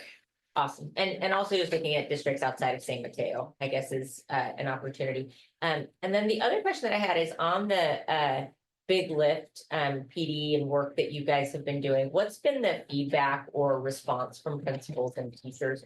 And I guess specifically, what's their biggest question? Like what question keeps coming up that you hear from them? So Dibbles is an assessment that had to be implemented to be able to implement Big Lift. And when we started, we had to have it in as a baseline by a deadline. And so one of the things that I've heard is that at the beginning of the year, bringing in the new program was difficult and having training. And so there's a couple of things that we're doing with it. One is we're re-offering the Dibbles training, and we also are training, the principals are going to be trained on it. So that's one thing that we're hearing and I think that was just unfortunately something that we had to do because of the requirements of the grant. However, we have a lot of excitement building around using Dibbles and the connection to the curriculum and moving forward. Other questions are what fourth, 5th, and 6th grade teachers are like, what about us? And we're also looking at a plan to incorporate Dibbles at a higher level so that we have a straight stream of assessment. So we can look at who at kindergarten and then all the way through 8th grade. Right now we have lots of multiple assessments, so it's harder to track their progress. And so we're also looking at that. Reflection and looking back at the implementation of Big Lift, I think the Dibbles was probably the hardest part, beginning of the year, teachers not in their classrooms, but us being able to make the requirements for the grant is really what pushed us. And so we also will be offering Dibbles training throughout the year for just because of the busyness. And then next year, as part of the new teacher hire, they'll also be trained in Dibbles so that we're not in the same place that we were in the beginning of this year with the direct implementation. And with the adoption of Dibbles, was there an assessment that we stopped doing? Or is this an addition? Sure, the Fontenay and Purnell, it was not, wasn't canceled. It was as they wanted to, optional.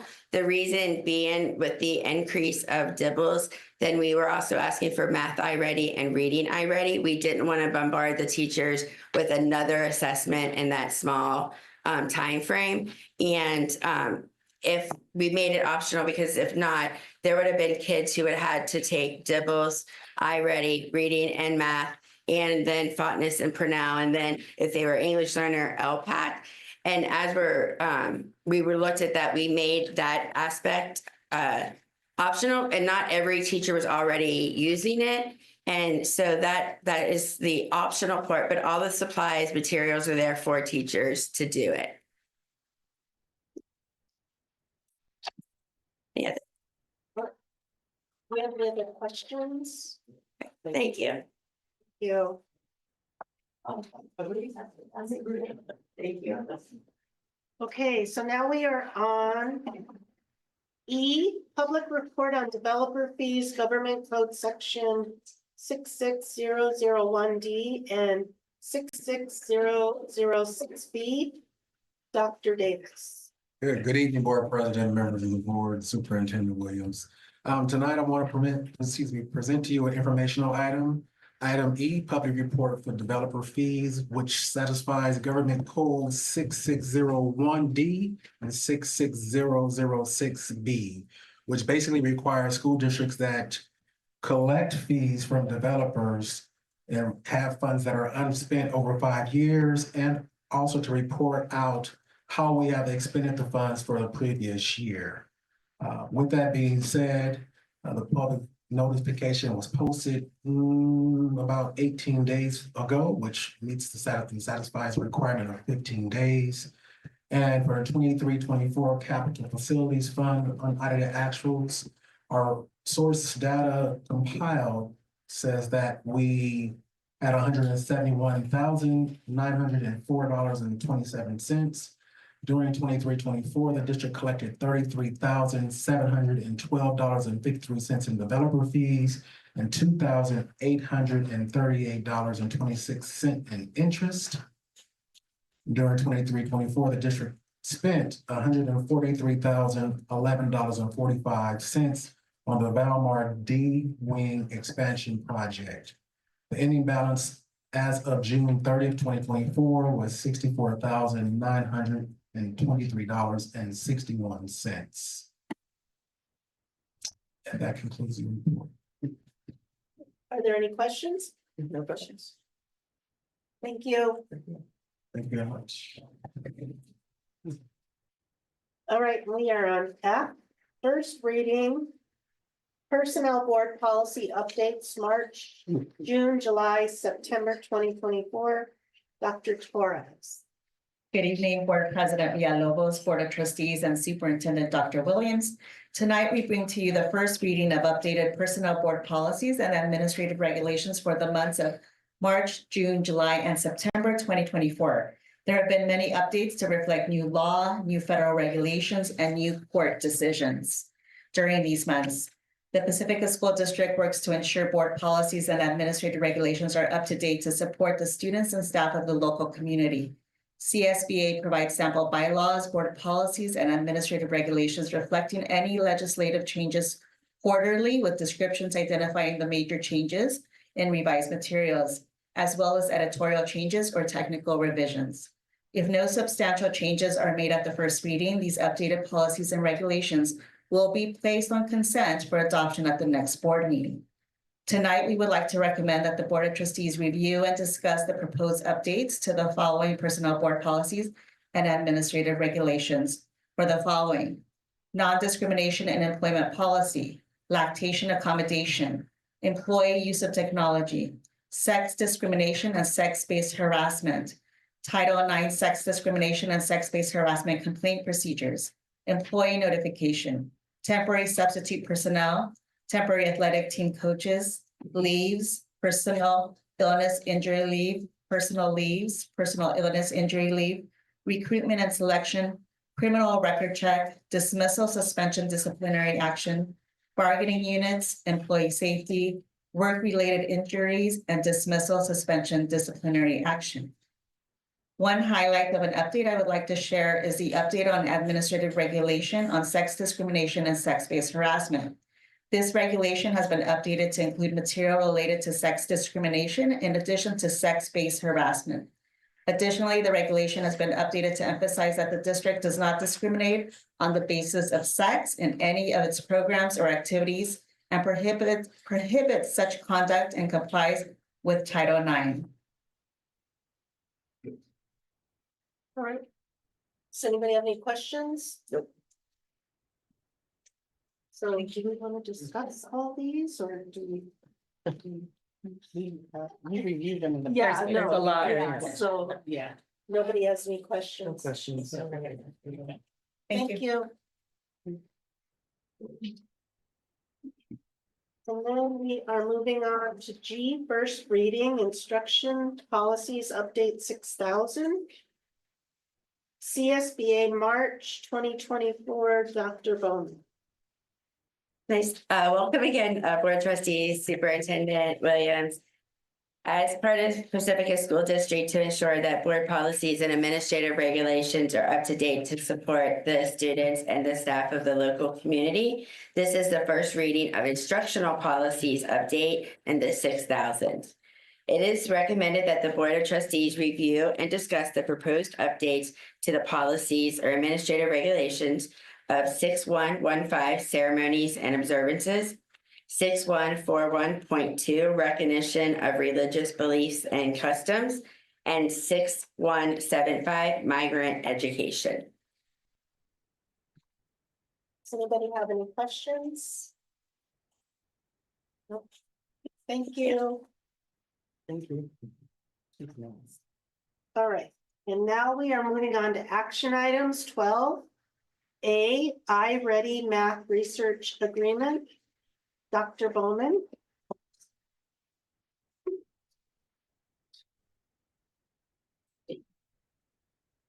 Nice to see you again.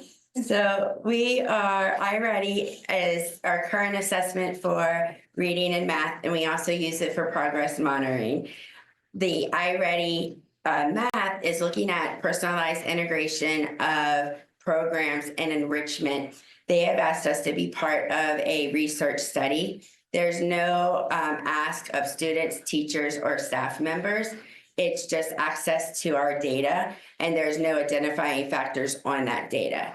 So we asked the Board of Trustees to please approve the memorandum of understanding between Pacifica School District and iReady, and that's through Curriculum Associates. Sorry, you go ahead. Oh, we were probably gonna ask the same. Well, question. right. I'm just curious, what we get back from this. Do we get access to data once the thing's over, the research is over, or what? Yes, so we get access to the data, and then we are also going to get supplies and materials that are being launched next year. We get early release, and there's no cost for those for us. Okay, great, thank you. That was my question. But my other question very quickly is Curriculum Associates doing this research or is a third party doing this research? It's Curriculum Associates. Thank you. Thank you. All right. What was that? Oh, yeah. Yeah, Oh, I'll make a sorry. motion to approve the data sharing agreement with iReady or Oh. Curriculum Associates. And I'll second. All in favor, please raise your hand. Motion passes. Thank you. All right. We are on 12B provisional internship permit request for certificated employees. Action item, Dr. Chavez. Good evening, Board President Villalobos, Board of Trustees, and Superintendent Dr. Williams. Tonight, we would like to bring forth a request for approval for additional provisional internship permits. In order to exercise additional options in which to fill our vacant certificated positions, the Human Resources Department will need to submit additional provisional internship permit request applications to the Commission on Teacher Credentialing for approval for the teachers listed below. Yvette Ruiz, kindergarten teacher at Sunset Ridge School, Tori Turley, 8th grade teacher at Valamar School, Dylan Bedander, elementary music teacher, district office, Erica Lauren Rodriguez, 5th grade teacher at Cabrillo School, and Gabriela Galleguillos, 1st grade teacher at Sunset Ridge School. Therefore, it is recommended that the Board of Trustees approve the provisional internship permit request for the listed certificated employees. Are there any questions? Okay, do you have a motion to approve? I'll make a motion to approve. I'll second. All in favor, please raise your hands. Motion passes 3-0. Thank you. Thank you.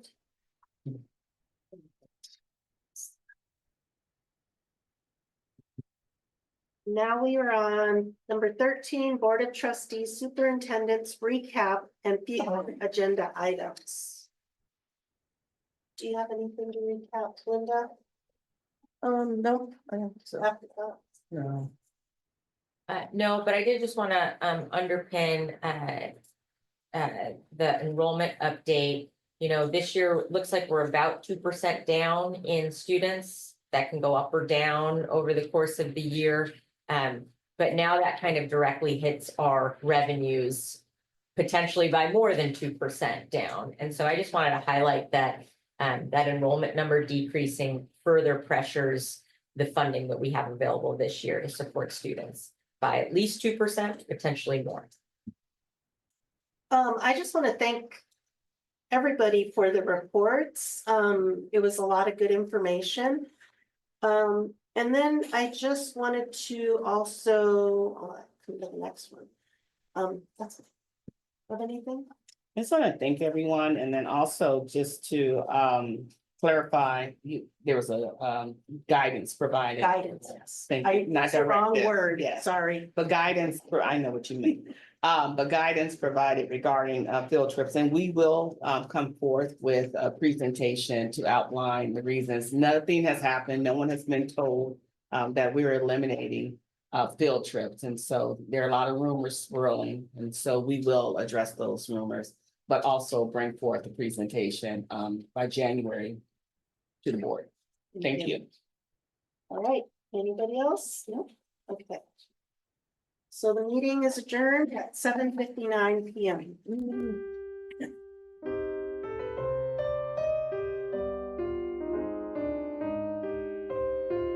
Recording stopped.